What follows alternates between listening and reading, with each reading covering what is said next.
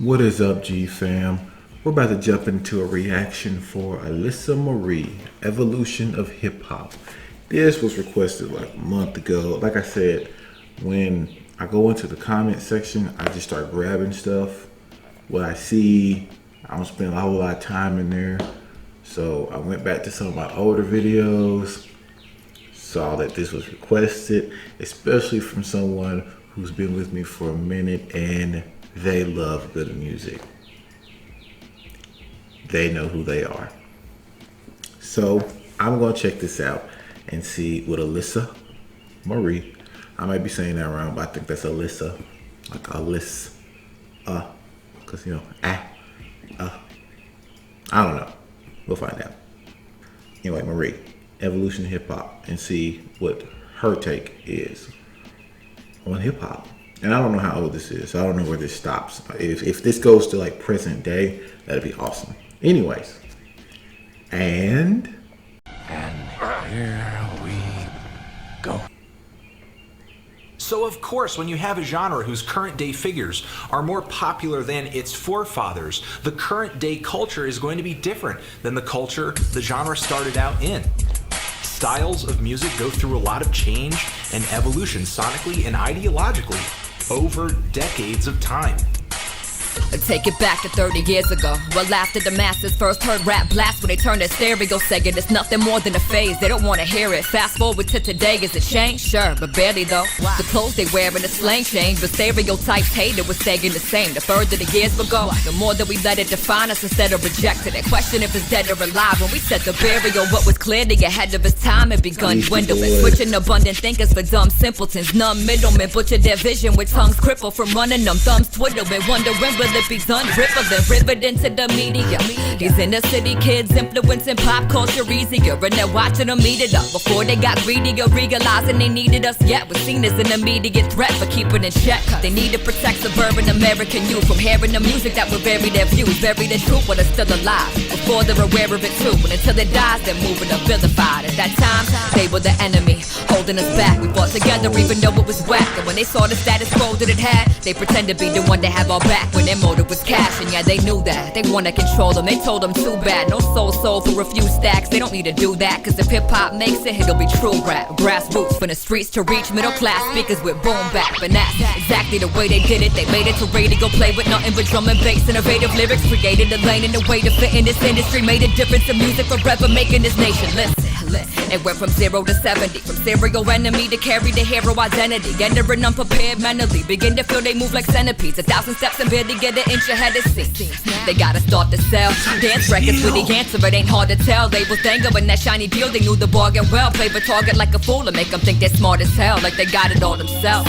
Started making a market, a genre they thought would never go farther than those apartments and project corners they cipher wrong. For better or worse, if it's right or wrong, went beyond what most of them might have wanted. Brought it to the middle and upper class who were fascinated. Half of them would mimic black culture, the other half would hate it, but still were infatuated. Afraid, so they labeled it as a dangerous fad that would fade. But the fans were advocating, debating their case, convinced that it had a place in the waves of the industry. They can say that it's just a phase, but they knew better. Got too clever for their games, it's a new era. These fools better get it straight. At the same time, it seemed the way that they rhyme began aligning with how the media portray their minds as violent and ignorant. What initially was repelled, did they hear it so many times that they never leave it themselves? Well, it's all just speculation. Call it whatever, it's the art of regulation, reshaping the artist's reputation. Maybe they saw rap gave struggle a voice and decided they can't provide it with that much of a choice. Young boys up in the hood wanna be like their favorite rappers, and a positive role model means they might just make it past it. But the fact is, the nation needs a lower class to function. Did they sign ignorant rappers to ensure the cycle was running? Was it natural evolution? Was a rapper selling their soul, or was it white America touching the music, getting control? Hell if I know, there's no way to tell. Some listeners hoping it well, saying the state of the game getting better. The rest of them saying it's going to hell. But all we can say, at the end of the day, is a change. Whatever it's worth, and it will again. Instead of complaining, just let it rework. Cause staying the same, remaining stagnant. Breaking and tagging, turning, twerking and Twitter posts. Mad, the battling off the top became rehearsing a written flow. So is it different? With no doubt. For sure, there's rappers that sold out, and a lot that would've and took it their own route. While the radio catered to pop, but the underground drop shit for every taste in hip-hop. They wanna say it's not the same, like that's a problem. That it came from the bottom and made it to be so big, the entire nation was vibing. It's spread to the whole world. But they say it is dying, cause the roots grew to a tree too big to be confined into a single lane. And it's strange, each class and race got a place in rap to be done, but that mad everything has changed. They'd rather it stay the same. Say it's the death of rap, I say it's the growth of music. If we could redirect the path, nothing can set us back except our own surrender. Agendas molding together, eventually there's no contenders left to go against us. They enter with no defenses. Tools is their only weapon. They say it's to fix the problem, but really they throw the wrench in, but won't make excuses. Lately I know a lot's wrong, but to say that rap's dead and point to the radio and the pop songs like Baby Got Back and Protect Your Neck were both hits in the same moment, showing us popping. Raw records can coexist if we can figure how to even it out. When it's sinking deeper down, breathing its mouth to keep it from drowning. Found a piece of my belief in the sound, a place where I can keep my mind in the sky with my feet on the ground. Now I'm not saying I'm happy with rap's current state. Sad to get the love and hate weight. Some of us carry a chariot for the fake. The real getting the trash heap, suffocating every breath of fresh air, and they do it gladly. If you ask me, the balance is crucial. Everyone don't use their music in the same fashion that you do. Someone a track they can move to, someone some balls they can think to, someone a vibe they can feel. Others want a song they can sing to, and if all they want is a single, there's room for all of that. Art is subjective, the same quality making you call shit dope make someone call it whack. That's the beauty of having so many avenues. Every rapper has room for their craft, and the fans can grab and choose. The truth is, this type of music never was suited for mass appeal. Pursuing rap that's real, they want it back but feel the douche. Their solutions kill minutia, get us back on the airwaves like it ain't what stole the hunger that made it that in the first place. Not saying don't be mad, I'm saying search for that silver lining. Relax, it's time, our fate isn't set, we're still deciding. Rep that boom bap to the death, yo. But check, I still bump that new rap in my headphones. Respect, cause not all of us are radio artists. That's why I'm thankful to indie music for making the market, and y'all for playing the part in it. Looking back to the start, it was born as underground. Life is all in cycles that run, and this one has come around. If the methods bury the trends, well the fact's obvious. If that's the lock securing the win, we don't have a shot in this option. It's you won't care till it ends in a rap apocalypse. Laugh like we're not near it again, and that's what your problem is. The model to this madness is count your damn blessings. Billion artists at our fingertips, so what's the transgression? Write your post complaining about the famous music that ain't dope, or bring light to what you feel is real. Who will you promote?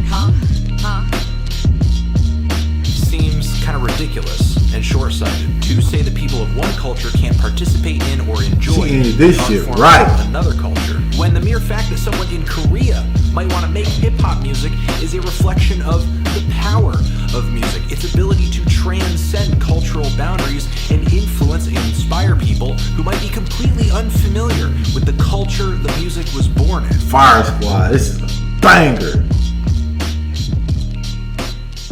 Yeah. Alright, man.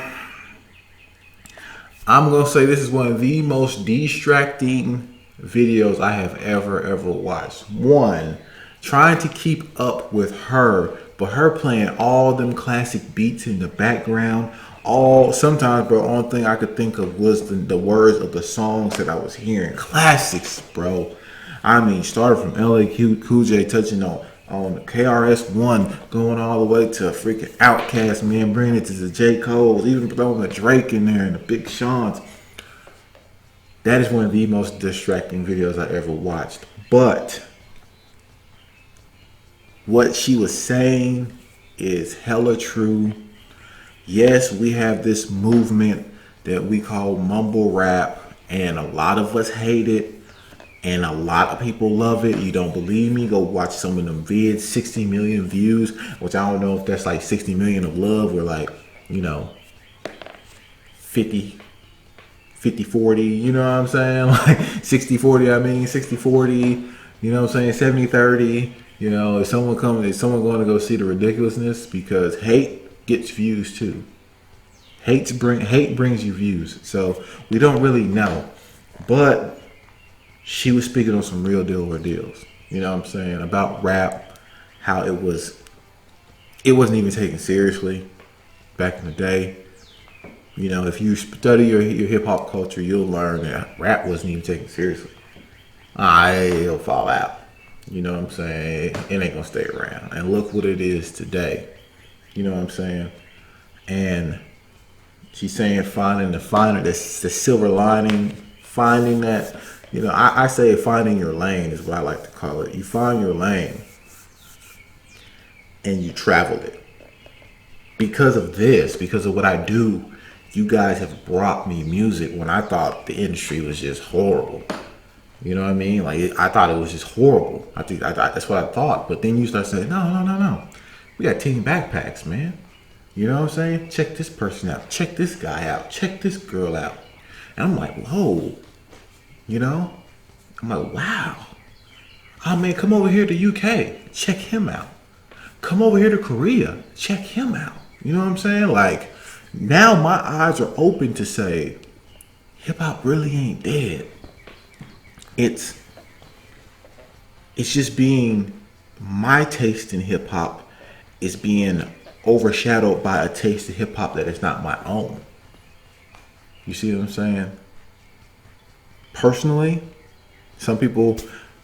I've heard some people want to blame Bone Thugs for the mumble rap BS, and I was on a debate on on Facebook about it, and I was like, Bone Thugs didn't start the mumble rap per se because they weren't mumbling. That's not what they were doing. They were actually rapping. They start causing people to mumble because people couldn't keep up with their style of rap. Okay? There's an interview. I watch a lot of interviews on artists because that's how I get to learn about how they actually think about what they're doing. And I might actually throw it up here and react to it. But I know the Bone Boys did one. Crazy Bone and Busy Bone did one. And it's broken up into pieces. I want to catch it. I want to catch the full thing though. I want to see certain pieces, but like that mumble rap stuff was brought up, and Busy Bone was like, "Nah, bro, like that's not what we did." You know, he said people attribute that because they couldn't keep up the lyrics, but once they got into the lyrics, they started seeing there were actually real lyrics there. He said mumble rap is something that when you don't want to think too hard about your music, and it's really just about the feeling of the music. You see what I'm saying? And what she was saying, like some people just want some shit to dance to.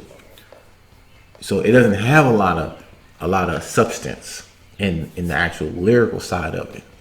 It's just simple shit for you to dance to. Let me tell you something. One person that made a killing and who was popular by repeating himself on his tracks was Sean Paul. Just give me the light and start the show. Like, he would do first verse, second verse, third verse. They would all be exactly the same. And he was popular because of it. But it was just shit for you to just dance to. You know what I'm saying? Like, that's what it was. And that's what people took it for. But we didn't see Sean Paul trying to come into, like, I'm the greatest of all times. You know what I'm saying? And I think this is where the actual discussion gets blurred, or where people get triggered, is because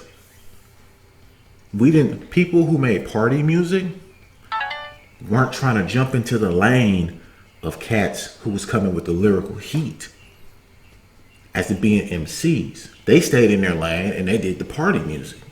And that's what they did. They got money, they got the fame, they got the women, they got what they wanted out of it. They wasn't trying to say, man, I'm the greatest of all time. I got a record that sells this many. Or I got this many record radios playing this record live. No. They stayed in their lane. What has happened is cats who make party music want to be thrown into that lyrical group, and people like myself who respect hip hop from the poetry in which it came from, and other people like myself is like, nah, nigga, get out of there. You stay over here in this lane. You make the shit for the kids. They like your shit. You see what I'm saying? Don't be trying to come over here talking about you lyrical and you this and you that, and when your bars is simple. And I think that right there is the issue. For some of us who love lyrical music and love the bars and love the wordplay and love the storytelling and stuff like that, we love it to be here. Why these new artists are trying to jump over and grab titles out of it that they don't deserve. I don't know. That's just kind of the way I feel about it. But she did say some real stuff. Like, I believe in staying in a lane in hip hop. The reason why you don't see new cats on this reaction channel, because that's not my lane. It's just not me. If someone was like, hey man, react to this, and it's a new cat, I'm probably just gonna sit here and stare at the camera the entire song. Like, you feel me? I said it once on the Jay Park reaction.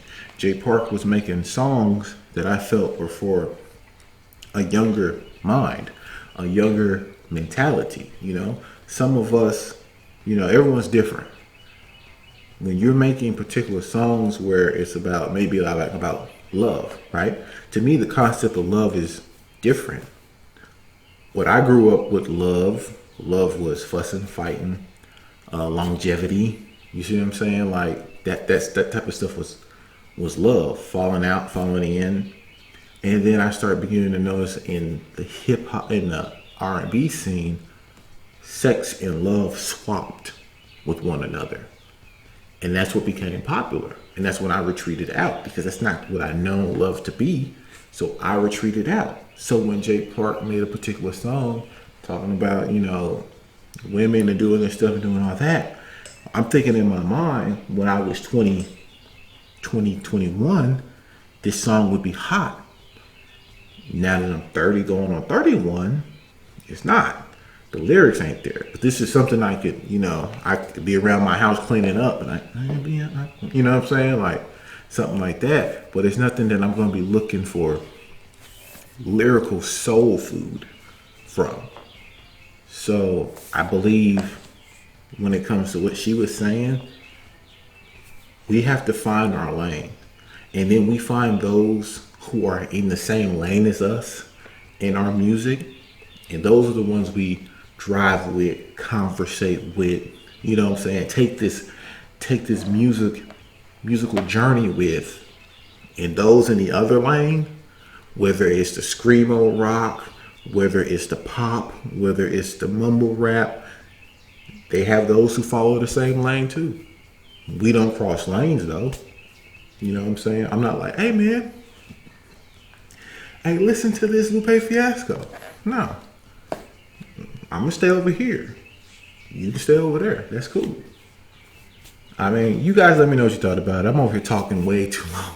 The song was already like 7 minutes long, and now I'm talking for like 10 minutes. My bad. All right, my fault, guys.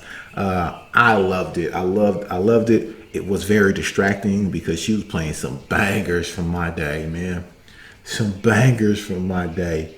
I mean, some bangers. I'm like, oh, I can't focus on what you're saying because all I hear is, ain't nobody dope as me. I'm just so fresh, so clean. I'm actually going to listen to this a few more times, to be real with you, but not right now. All right? Post your comments down below. I'm going to try to get to more of these, get to the comment section as best I can. It's best for you to go over to the YouTube to the Facebook or over to the Twitter and drop me a message. That's the best way to do it, to be honest with you. But I do scan my comment section and grab things. So if I ain't got to you, I might, I don't know when I'll get to you because I don't know what you're waiting on, but I'm definitely going to get to you eventually. All right. So remember, don't feed them trolls. They're all over the place. They're all over a few of my vids now that I've done. It's crazy. I'm getting called all types of stuff. But don't feed them in life. Don't feed them on the internet. They know not what they do. When you see this one and this one, you know your boy is Nixon.